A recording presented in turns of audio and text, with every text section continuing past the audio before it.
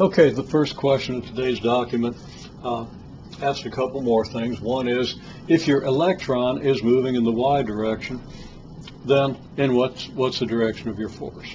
And if the electron's moving in the z direction, what can you say about the force? Now, you should think that through. You should have already thought that through.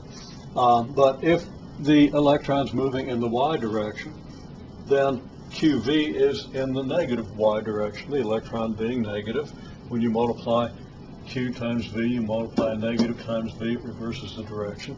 So the QV is in this direction, and when you curl your fingers up toward the z-axis, which is the direction of the V magnetic field vector, you get a vector in the negative I direction, so that's what you get.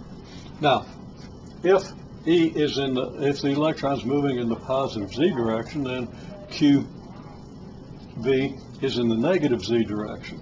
Now, you can put your fingers in the negative z direction, but you can rotate your hand in any direction you wish with your fingers in the negative z direction. In order, and equally easily turn your fingers toward the positive z direction. Doesn't matter how you have your hand oriented, as long as your fingers are vertically down. Well, that should tell you something. You don't have a direction. How could you not have a direction in a cross product? Well, the only way you could have no direction is if the vector is zero, if the cross product is zero.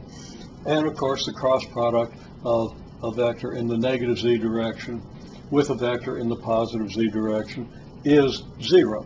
The angle between the vectors is 180 degrees. The sine of 180 degrees is zero. There are the answers to those questions. There was also the question about the acceleration of the electron. Well, you were given the mass of the electron. You're given, well, we've calculated the force, so we're going to be able to pretty easily calculate the acceleration.